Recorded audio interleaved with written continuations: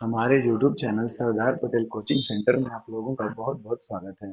देखिए, आज हम आगे बात करते हैं जो आप लोगों को पिछले क्लास में वास्तविक संख्या के बारे में बताए थे, उसी में और आगे बात करते हैं। चलिए, तो वीडियो को ध्यान से देखिएगा। अगर वीडियो अच्छा लगे तो वीडियो को लाइक भी कीजिएगा। देखिए, हमने पिछले क्लासों में आप लोगों को वास्तविक संख्या के बारे में बताए थे कि वास्तविक संख्या बहुत सारी संख्याओं के मिलने से बनता है। जैसे में कह सकते हैं प्राकृत संख्या, पूर्ण संख्या, पूर्णांक, परिमेय संख्या और अपरिमेय संख्या। देख लीजिए, वास्तविक संख्या यही सब संख्याओं के मिलने से बनता है। परिमेय, प्राकृत, पूर्ण, पूर्णांक, अपरिमेय सभी संख्याओं के मिलने से ही वास्तविक संख्या का निर्माण होता है। तो मैंने आप लोगों को कहा था कि अगर आपको वास्तविक संख्या समझना है तो सबसे पहले आपको एक प्राकृत, पूर्ण, पूर्णांक के सबको समझना होगा। और इससे पहले वाले वीडियो में मैंने आप लोग को प्राकृत और पूर्ण के बारे में बहुत अच्छे तरीके से बता दिया था कि प्राकृत संख्या को n से सूचित करते हैं। सबसे छोटी प्राकृत संख्या 1 होती है, सबसे बड़ी प्राकृत संख्या अनंत होती है। सबसे छोटी इसमें बताए थे 1, सबसे बड़ी में बताए थे अनंत, हम बता नहीं सकते हैं। पूर्ण संख्या में छोटी पढ़े थे 0 और बड़ी पढ़े थे अनंत। इसमें और बताए थे कि प्राकृत जो है पूर्ण, दोनों में अगर तुलना करेंगे तो तुलना करने पर जो n होता है प्राकृत होता है, W माने पूर्ण से ये छोटा होता है, मतलब W बड़ा होता है। n छोटा W माने W बड़ा और n छोटा। जिसके तरफ मुंह खुला हुआ है वो बड़ा और ए वाला छोटा, माने n छोटा होता है W से। ये चीज मैंने आप लोगों को पहले ही बता दिया था। अब देखिए, आगे आज हम लोग पढ़ेंगे। आज मैं आप लोगों को बताऊंगा पूर्णांक क्या होता है। तो हमारा आज हेडिंग रहेगा पूर्णांक। ध्यान से देखिएगा, पूर्णांक को बहुत अच्छे तरीके से समझा दे रहे हैं। देखिए, पूर्णांक इंग्लिश में कहते हैं इंटीजर्स। इंटीजर्स का मतलब होता है पूर्णांक। चलिए, सबसे पहला बात देखेंगे कि पूर्णांक क्या होता है, किससे मिलकर बनता है।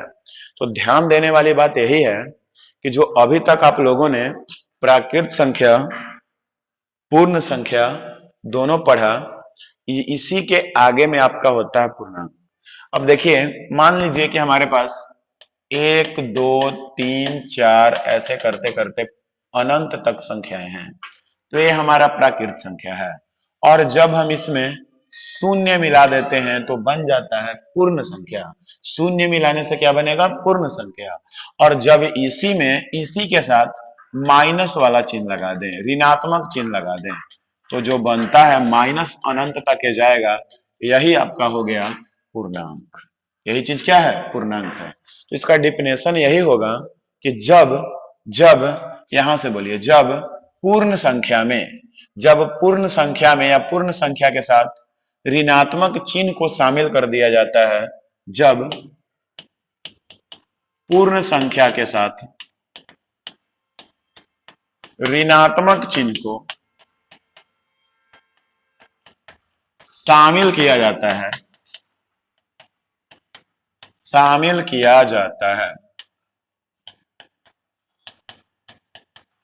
उसे पूर्णांक कहा जाता है या पूर्णांक कहते हैं।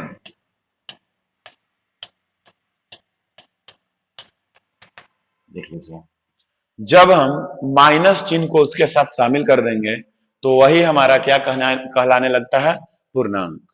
अब देखिए, अब हम लोगों को समझना है, पूर्णांक को जेड से सूचित करते हैं। ध्यान दीजिए, पूर्णांक को क्या से? जेड से सूचित करते हैं। इससे पहले मैंने आप लोग को बताया था कि प्राकृत संख्या को n से सूचित करते हैं, पूर्ण संख्या को w से सूचित करते हैं और पूर्णांक को z से सूचित करते हैं। कोई दिक्कत नहीं है। तो हम कह सकते हैं कि जो z होगा उसमें माइनस अनंत से लेके -3 -2 -1 0 1 2 3 4 ऐसे करते करते अनंत तक की संख्याएं होगी। जेड जो बताएगा हमको कहां से? माइनस अनंत से लेके आपको बताएगा बहुत आगे तक, प्लस अनंत तक, मतलब जितने भी पूरी पूरी संख्याएं हैं सभी पूर्णांक होते हैं, या वे प्लस में रहे या वे माइनस में रहे, सभी संख्याएं क्या होती हैं? पूर्णांक होती है। जो प्राकृत है, पूर्ण है, सब एक प्रकार के पूर्णांक में शामिल है। अब देखिए हम कह सकते हैं सबसे छोटी पूर्णांक, सबसे छोटी पूर्णांक जो है वो माइनस अनंत तक है, आप नहीं बता सकते हैं, इतना छोटा हो जाएगा। सबसे छोटी पूर्णांक माइनस अनंत, और सबसे बड़ी पूर्णांक प्लस अनंत होगा। सबसे बड़े पूर्णांक प्लस अनंत, ये आपका अनंत का चिन्ह है, इनफिनाइट, मतलब इसको आप गिन नहीं सकते हैं, यहां तक पहुंचेगा। तो आप लोगों को यहां तक में समझ में आ गया होगा कि पूर्णांक क्या होता है, पूर्णांक को कैसे सूचित करते हैं, सबसे बड़ी पूर्णांक क्या होती है, सबसे छोटी पूर्णांक क्या होती है। हाँ, तो देखिए यहाँ पर हम आप लोग को बता दिए कि सबसे छोटा पूर्णांक, सबसे बड़ा पूर्णांक, छोटी में एकदम माइनस अनंत तक, बड़ी में प्लस अनंत तक। आगे अब देखा जाए, आगे अब हम लोग पढ़ेंगे प्राकृत संख्या के बारे, परिमेय संख्या के बारे में। परिमेय संख्या क्या होता है, ध्यान से देखिए। अब हम लोगों को पढ़ना है परिमेय संख्या। परिमेय संख्या कहें तो रेशनल नंबर।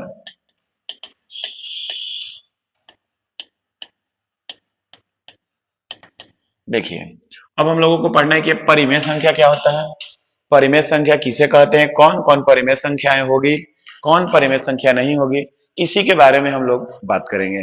देखिए परिमेय संख्या, सबसे पहले आप लोग सभी लोग जानते होंगे परिमेय संख्या किसे कहते हैं, रटे होंगे आप लोग कि जिसे P बटे Q के रूप में लिखा जा सकता है, लिखा जा सकता है, जिसे P बटे Q के रूप में लिखा जा सकता है वो एक परिमेय संख्या है। और पढ़े होंगे जहां Q बराबर नहीं 0 तथा P और Q पूर्णांक। और देखिए बात को तो आप लोग पढ़े हैं लेकिन उतना समझ में नहीं आ रहा होगा कि क्या 0 नहीं होना चाहिए, पूर्णांक क्या होता है, सब बात को ध्यान से देखिए। पहले कहा गया कि परिमेय संख्या होने के लिए P बटे Q के रूप का होना चाहिए, मतलब बटा में लिखा जाना चाहिए। उसके साथ साथ बताया गया कि बटा में लिखाएगा वो ठीक है, लेकिन Q के जगह पर 0 नहीं होना चाहिए, Q के जगह पर 0 नहीं होना चाहिए। जैसे देखिए, जैसे जैसे अगर हम कहेंगे तो बताइए हमारा, अगर मान लीजिए हम कह दें 3/4 परिमेय संख्या है कि नहीं है, है, P बटे Q के रूप में लिखा हुआ है, इसलिए 3/4 हमारा क्या है, परिमेय संख्या है। अगर हम कहेंगे 8/12 परिमेय संख्या है या नहीं है, 8/12 परिमेय संख्या है, एक प्रकार के P बटे Q के रूप में लिखा गया है। और जैसे कह दिए 0/6 परिमेय संख्या है कि नहीं है, परिमेय संख्या है, परिमेय संख्या है, तो इसको हम प लिख देते हैं, आप समझ जाइएगा परिमेय संख्या है, ठीक है। लेकिन 6/0 कहेंगे यह परिमेय संख्या नहीं है। आप लोग जानते होंगे कि जिसके हर में 0 रहता है वह अमान्य होता है। आप इसको अपरिमेय भी नहीं कह सकते, हम आगे आप लोग को बताएंगे अपरिमेय क्या होता है, लेकिन जिसके हर में 0 होता है वह अमान्य होता है, उसका कोई अपना मान नहीं होता है। तो आपका 0 हो गया हर में, इसलिए अमान्य एक परिमेय संख्या नहीं है। और देखिए अगर हम कह देंगे 2.3 परिमेय संख्या है या नहीं है, तो देखिए आप इसे आसानी से P बटे Q के रूप में लिख सकते हैं।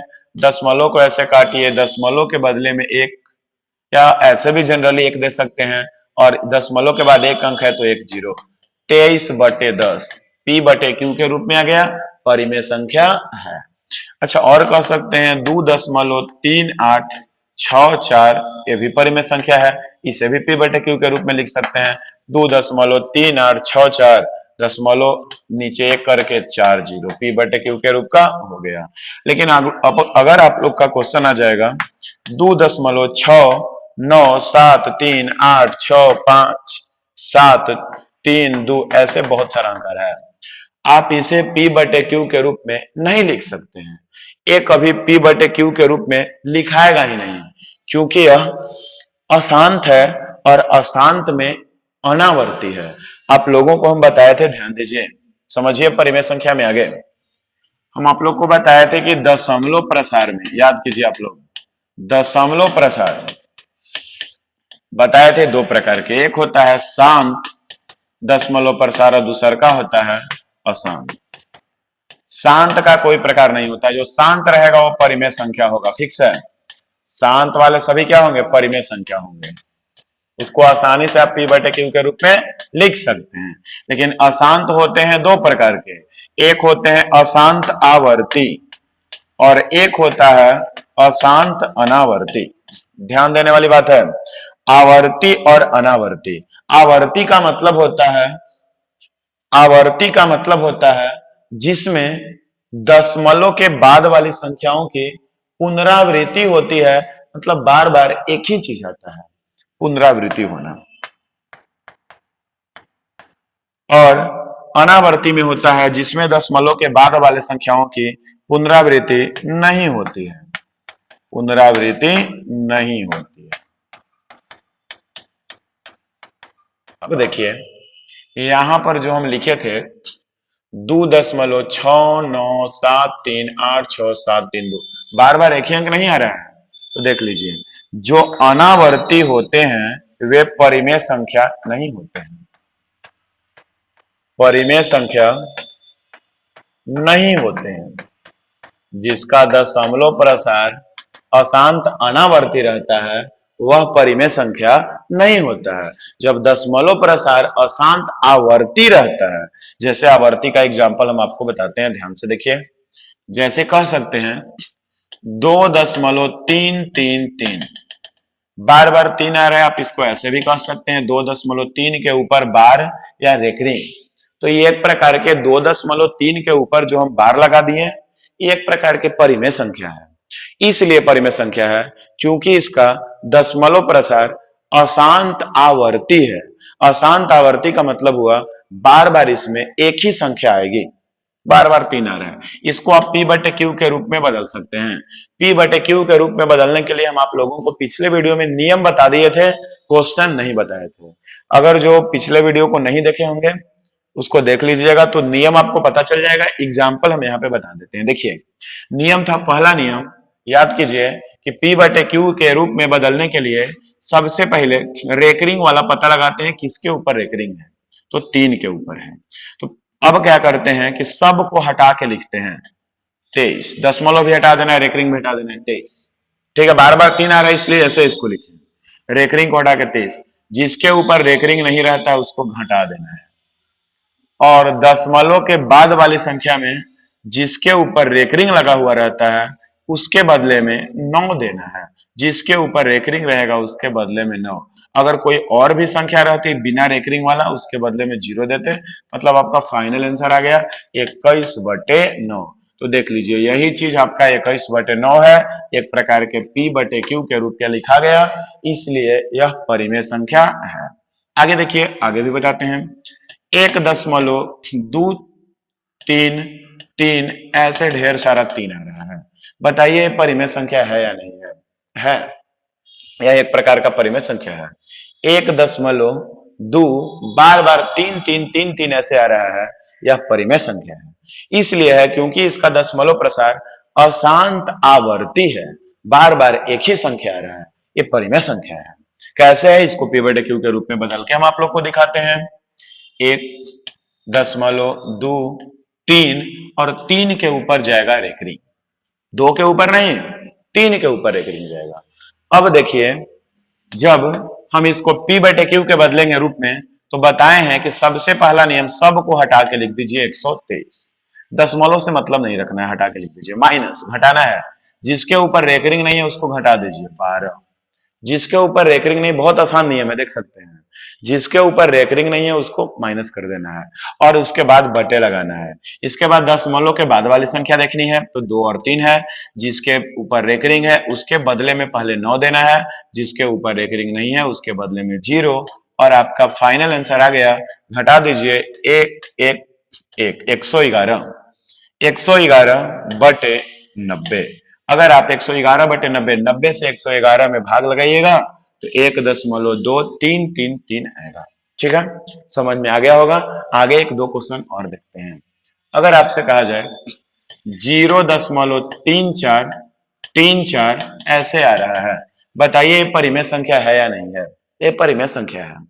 क्योंकि इसमें दशमलव प्रसार जो है अशांत आवर्ती है, अशांत है, नहीं रुक रहा है, लेकिन आवर्ती है, बार बार एक ही संख्या आ रहा है, इसलिए यह परिमेय संख्या है। हम इसे P बटे Q के रूप में बदल सकते हैं। देखिए कैसे बदला जाएगा। सबसे पहले जिसके ऊपर रेकरिंग है उसको लगाइए। 3 4 दोनों बार बार आ रहा है, दोनों के ऊपर एक रिंग लगेगा। 3 4 दोनों बार बार आ रहा है, दोनों के ऊपर एक रिंग लगेगा। इसमें क्या दिक्कत है? चलिए पूरा को हटा दीजिए, 34। जीरो पे एक रिंग नहीं है, जीरो को हटा दीजिए, बटा लगाइए। जिसके ऊपर एक रिंग है उसके बदले में 9, तो 2 गो के ऊपर एक रिंग है उसके बदले में 9 आ गया आपका 34 बटे 99। समझ में आ गया? कोई दिक्कत नहीं है। आगे एक और एग्जांपल देखा जाए। हम जितने भी एग्जाम्पल बताएंगे यही सब एग्जाम्पल से आप लोगों का बिल्कुल क्लियर हो जाएगा। देख लीजिए, 1.2363636 ऐसे है। बताइए परिमेय संख्या होगा या नहीं होगा? हाँ बिल्कुल ये परिमेय संख्या है। इसलिए परिमेय संख्या है क्योंकि यह अशांत आवर्ती है, बार बार एक ही संख्या आ रही है, इसलिए यह परिमेय संख्या है। हम इसे आसानी से P बटे Q के रूप में बदल सकते हैं। जैसे देखिए 1.236 और रेकरिंग लगेगा बस 3 6 के ऊपर। रेकरिंग सिर्फ 3 6 के ऊपर ही लगेगा। अब पूरा के ऊपर रेकरिंग नहीं लगा सकते हैं, ठीक है, क्योंकि बार बार 3 6 ही आ रहा है, तो 3 6 के ऊपर ही रेकरिंग लगाइएगा। अब देखा जाए, जब इसको सब हटा के लिखेंगे तो 1236, जिसके ऊपर रेकरिंग नहीं है उसको घटा दीजिए 12 बटे। अब यहाँ आइए, दशमलव के बाद वाला पे देखना है, पहले वाला पे नहीं, बाद वाला पे। 2 गो के ऊपर एक रिंग है उसके बदला में 9 9, और जिसके ऊपर एक रिंग नहीं है उसके बदले में 0। तो हो गया, घटा दीजिए, 12 24 बटे 990 कटेगा तो काट सकते हैं, ये आपका P बटे Q के रूप में। तो देख लीजिए, अब आप लोग आसानी से समझ गए होंगे कि कौन कौन सी परिमेय संख्याएं होती है। सुनिए फिर से देखते हैं।